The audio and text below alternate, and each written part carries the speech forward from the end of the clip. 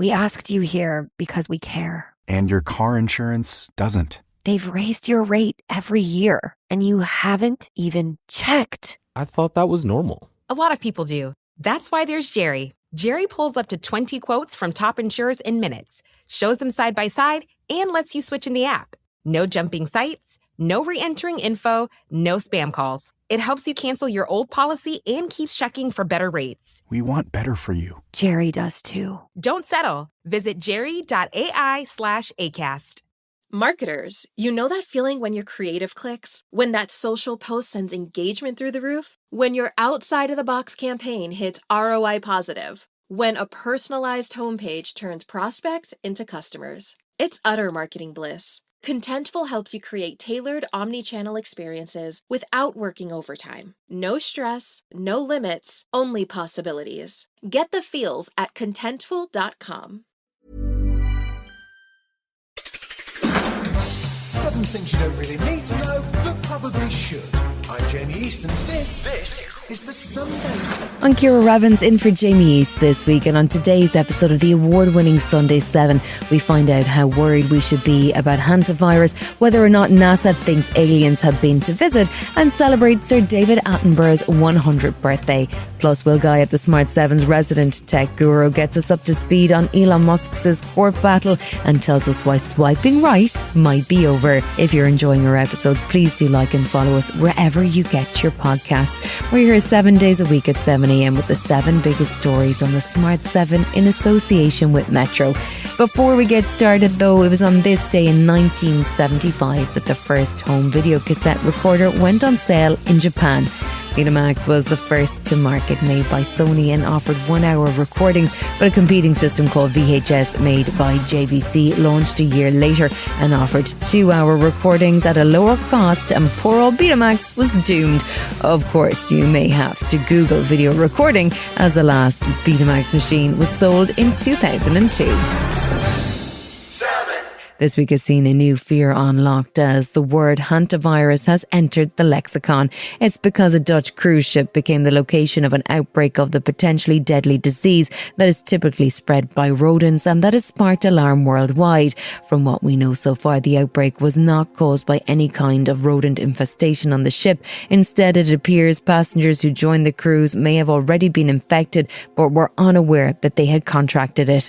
It's never reassuring when the World Health Organization calls a press conference, but Dr. Tedros Ghebreyesus was doing his best to be reassuring on Thursday. 8 cases have been reported, including 3 deaths. 5 of the 8 cases have been confirmed as hantavirus, and the other 3 are suspected. Hantaviruses are a group of viruses carried by rodents that can cause severe disease in humans. People are usually infected through contact with infected rodents or their urine, droppings, or saliva. The species of hantavirus involved in this case is the Hondius virus, which is found in Latin America and is the only species known to be capable of limited transmission between humans. Medical teams and the World Health Organization boarded the vessel this week and began testing and treating passengers with symptoms.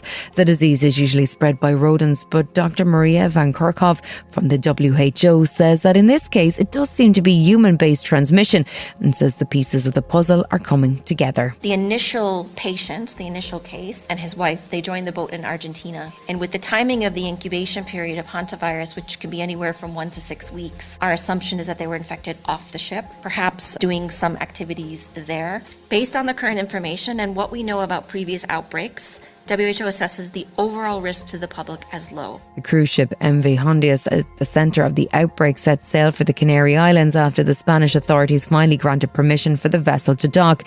The World Health Organization evacuated a number of passengers on Wednesday, including a British doctor who is a crew member and is suspected to be suffering from the virus. Dr. Martin Kriz is a Swedish doctor who had previously worked on the luxury cruise ship, and he described what conditions are like on board. There is a sick bay with 2 beds. And we have quite a lot of medication on board and 1 doctor, no nurses. The only thing he can do is supportive care. So I think he or she is under quite tremendous pressure.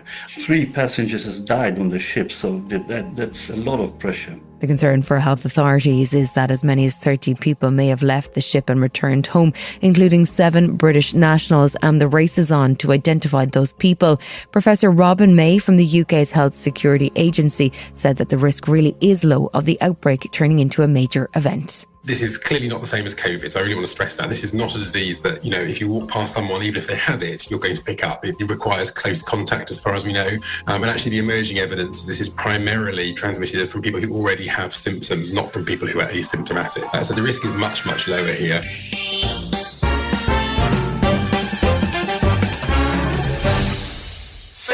We do love a big tech versus big law at the Sunday 7, and there's only one man we'd pick to be courtside with a bucket of popcorn for the biggest tech trial in a while. And that's the Smart 7's tech guru, Will Guyatt. So Will, how are things going in the legal battle between Elon Musk and Sam Altman? This is very much the courtroom equivalent of Peggy Mitchell versus Pat Butcher in EastEnders, and this week we've had about 6 years worth of storylines. There's sperm donations, plans to colonise the moon, and OpenAI's chairman terrified that Elon Musk was going to punch him. This is about the origins of OpenAI, right? And Elon is deeply unhappy. Yeah, this all goes back to the idea that OpenAI was founded to support the rollout of artificial intelligence and help the whole of society benefit from it, and it was set up as a not-for-profit organisation. Elon's concerns appear to have arisen over the fact that, depending what you believe, he's now really against the company being turned into a normal for-profit company because it destroys that initial vision. Now that is despite the fact that evidence shows Musk and others discussing turning it into a for-profit company or even folding it into Tesla to make it worth more as a for-profit business. Attempting to push Sam Altman out of OpenAI as it's going to have its own IPO and start trading on the stock market is ironic, because Musk is attempting to prepare his own rival AI operation for an IPO as part of SpaceX, and this means these two companies will be competing head to head for government contracts and much more. Surely a coincidence, right? The case doesn't seem to be normal in any sense of the word, not least because Elon seems to be a truly terrible witness. In an email to OpenAI leaders ahead of the case, Elon Musk told them that they should come to a settlement agreement and not go to court because the OpenAI team would become the most hated men in America, and that simply hasn't come to pass, with most watchers even suggesting that from Elon Musk's evidence and behaviour, he's been made to look more erratic than ever before, from the judge ordering him to answer with yes or no questions, which Musk seems unable to do, and at one point he was told to take the case seriously, despite him being the one who got it in front of the court in the first place. Apart from the legal wrangling, there was plenty more AI news this week. What are the EU up to? 2 or so years ago, the EU was about to put the tightest regulations in place to protect European citizens from the potential harms of AI. They were far-reaching and very considered. But now, because of pressure from politicians, business leaders and tech bros, they've effectively delayed rolling out those policies by at least 18 months. And if they really do get here, they're going to slow down some of the protections and completely remove some of the others. This marks a huge win for tech businesses and industry groups who've been lobbying for fewer rules. Officials in Europe are maintaining that this is about having more time to implement the rules rather than delaying them. And that's a rather rosy way of painting this. There was meant to be a rule protecting kids from AI being proliferated in toys, but that's been pushed back at least 2 years. And that's going to mean toy companies can start introducing them with AI into Europe. And then in 2 years' time, when it looks like the law's going to be rolled out, they're going to complain that they've got too far and they can't have it rolled back. This feels like a terrible step. It feels like consumers and those who needed to be protected from AI are losing those protections because of pressure from companies and others who want to make money from the AI revolution. Does that seem wise when new research suggests that rather than less control, AI probably needs more control? Yeah, well, it certainly seems like it does. This is some research from a bunch of very clever data scientists that suggests we're almost at the point where the world is approaching a place where nobody will be able to shut down a rogue AI. It literally sounds like the plot of Terminator 3, where AI spreads itself across the internet and self-replicates so it can't be deleted or shut down. This research has been carried out by a US university research body called Palisade and shows a range of alarming capabilities being developed by AI. There was a Chinese example, and this AI was instructed to be tightly controlled, but found itself tunneling a secret way to the internet to mine cryptocurrency without instruction or even telling its human creators. Now, while people think these risks are real, other tech leaders have said that this research won't give them sleepless nights. What the hell's going on? And finally, it may be a bit 2010, but is the dating app Swipe about to die? It does, and Bumble says they're dropping it and planning something really revolutionary, but haven't told us what it is yet. The reality is that dating sites have suffered a huge decline in numbers. We're simply not using them anymore. And the boss of Bumble recently said they'd considered rolling out personal AI agents for each of us to see if they fall in love with other AI agents. And the thought of that just made me want to vomit in my mouth. Whatever's coming next, Bumble have promised to release it later this year. But the jury's out on whether we're going to be swiping left or right on the changes. Get it? How are we meant to know when someone likes us now? Well, how about they tell you? Still to come on the Sunday 7 in association with Metro, breakthroughs in cancer treatment and why languages are at risk of dying out.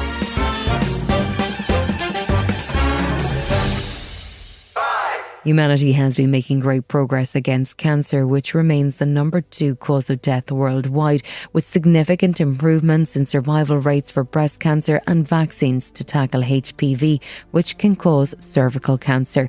Now, AI has been deployed to help and is having an impact, and its ability to analyse large quantities of data quickly and test theories at speed.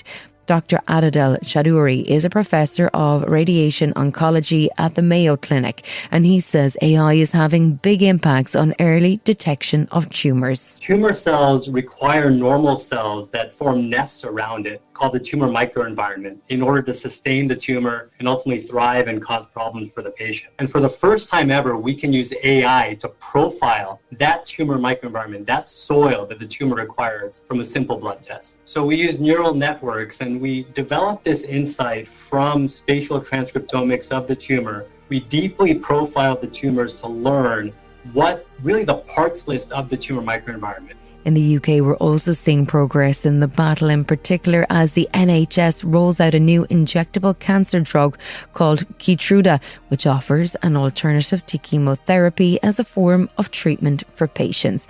Duncan Burton is the Chief Nursing Officer at NHS England, and he says the injection will really help patients cope. This is huge, and I think for people who have had a cancer diagnosis, will be juggling families, will be juggling their cancer treatment, and will be juggling work and other life issues. It's really important to give people that time. So freeing up time for patients is fantastic, but also for staff, because it means that they can treat more patients more quickly, which when you've had a cancer diagnosis is really critical.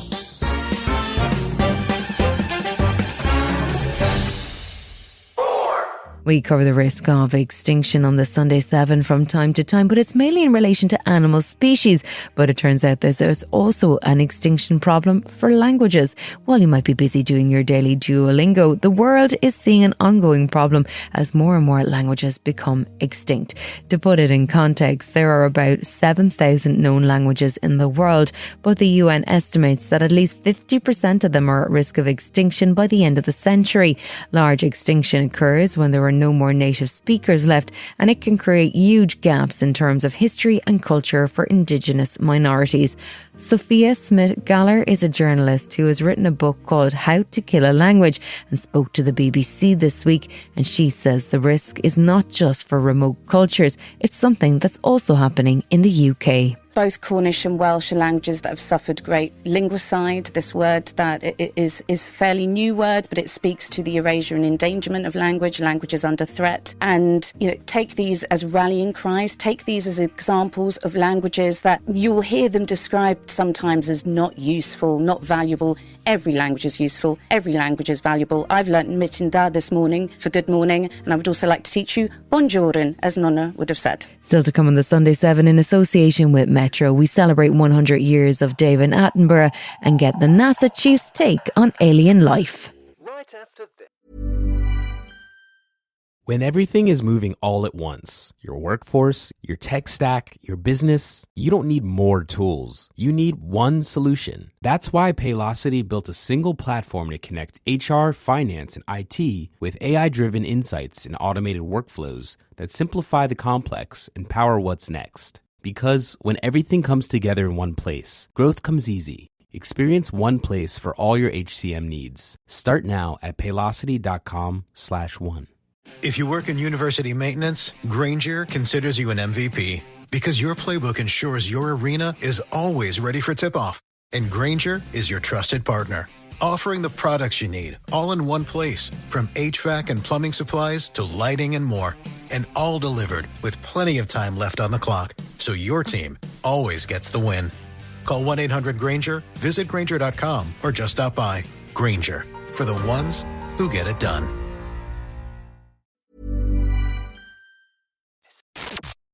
Welcome back.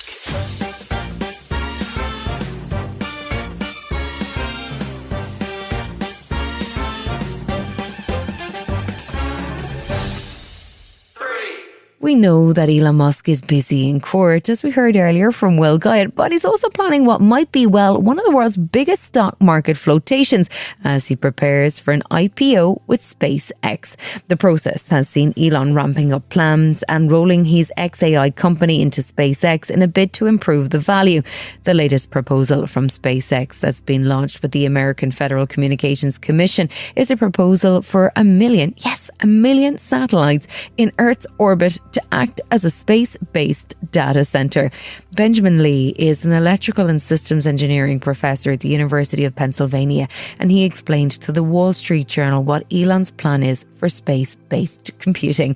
He says that it's not a simple proposition versus a traditional data centre, with questions about solar power and communication between Earth and space. The power of data center compute is really in the networking equipment. We are able to harness massive amounts of compute across many different servers and coordinate that computation to answer questions that we wouldn't be able to answer on a single computer or on a single machine. If we were to launch these data centers into space, we would be able to use these solar panels and get access to inexpensive or essentially free energy from the sun. If you were to put it into sun-synchronous orbit, the satellite would pass over the particular location on the planet at the same time every day. And if you were to pick a particular orbit following the dawn-dusk line, the point at which daytime turns to nighttime, the satellite might be able to get nearly constant exposure to solar energy. When we think about communication from Earth to one of these satellites, we are relying on radio frequency communication. And when we think about the satellites communicating with each other, depending on how precisely these satellites are positioned, they might be able to communicate via lasers. Essentially, one satellite would send a laser signal to another satellite, and they would modulate that laser to communicate data across that signal. If you wanted to send quite a bit of data from Earth into space, it might be better to simply put it on a disk and launch that disk into space. And in a week where former President Barack Obama has gone viral again for comments over alien life, NASA Administrator Jared Isaacman sat down with Bloomberg's The Big Take podcast to break down the maths of whether or not aliens might have discovered us before we find them. I would say extremely low. Human civilization is just a small span of time relative to the age of the universe, even relative to the age of our planet itself. As long as you acknowledge that the speed of light is your galactic speed limit, and how close we are to other stars and how close we are to other galaxies on a scale it's extremely hard, I think, for most people to really appreciate. It's very hard for me to even appreciate. The odds of intelligent life finding us at a time period where we are alive as we know ourselves to be right now, it would be I would say almost impossible.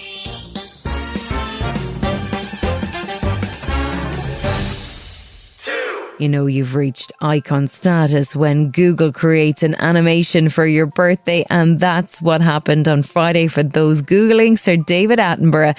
The broadcaster, natural historian and campaigner reached the landmark age of 100, and there were plenty of celebrations and goodwill messages from around the world. I had rather thought that I would celebrate my 100th birthday quietly, but it seems that many of you have had other ideas. I've been completely overwhelmed by birthday greetings, from preschool groups to care home residents and countless individuals and families of all ages. I simply can't reply to each of you all separately, but I would like to thank you all most sincerely for your kind messages. The celebrations, including an event in the Royal Albert Hall, which saw a special 90 minutes concert aired on the BBC featuring music from his television shows and messages and greetings from his army of friends, including Sir Michael Palin and Steve Baxhall.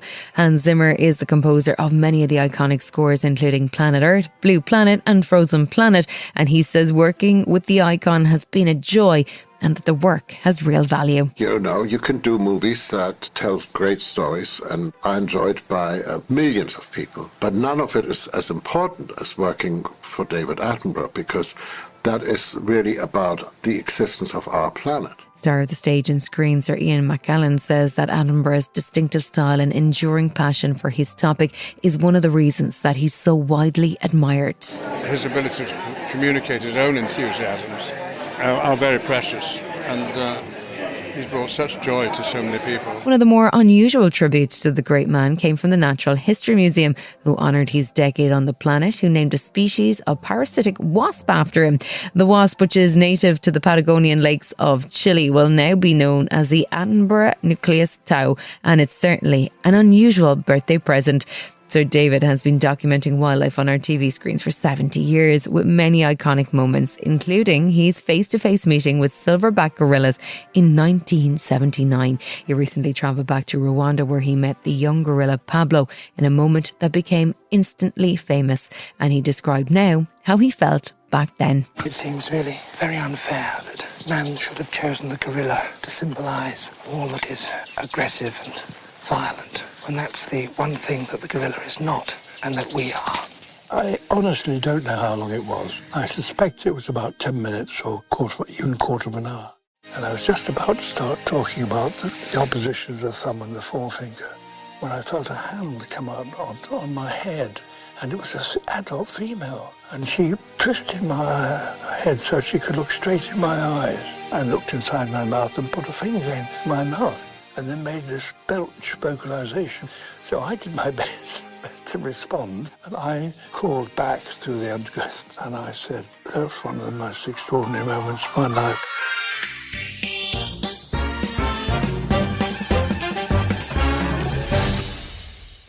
The humble hedgehog has been surprising scientists recently. We heard back in March about its remarkable acute hearing. As it turns out, they have a unique ear structure similar to bats, which allows them to hear sounds way beyond the range of humans. It is estimated that there is less than 1 million hedgehogs left in the UK, with the population under huge pressure as mankind expands and their natural habitat shrinks. But a new project in Northern Ireland has fitted hedgehogs with GPS trackers.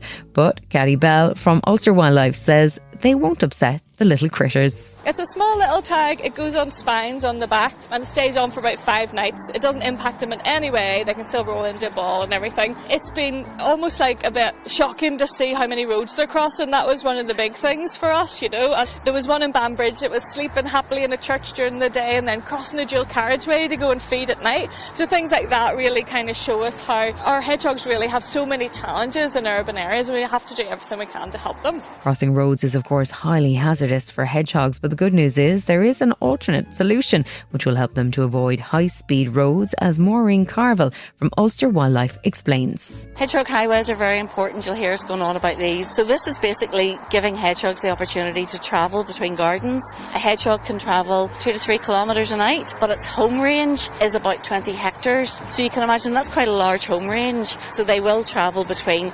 If they can't get through gardens, then they'll go onto the roads. This has been the Sunday 7. Wherever you're listening, do us a favour and hit the follow button. We'll be back tomorrow at 7 a.m. with the regular Smart 7. Have a great rest of your weekend. Written, produced and published by Daft Doris. Marketers, you know that feeling when your creative clicks? When that social post sends engagement through the roof? When your outside-of-the-box campaign hits ROI positive? When a personalized homepage turns prospects into customers? It's utter marketing bliss. Contentful helps you create tailored omni-channel experiences without working overtime. No stress, no limits, only possibilities. Get the feels at Contentful.com. When you manage procurement for multiple facilities, every order matters. But when it's for a hospital system, they matter even more. Grainger gets it and knows there's no time for managing multiple suppliers and no room for shipping delays. That's why Grainger offers millions of products in fast, dependable delivery, so you can keep your facility stocked, safe, and running smoothly. Call 1-800-GRAINGER, click Grainger.com, or just stop by. Grainger, for the ones who get it done.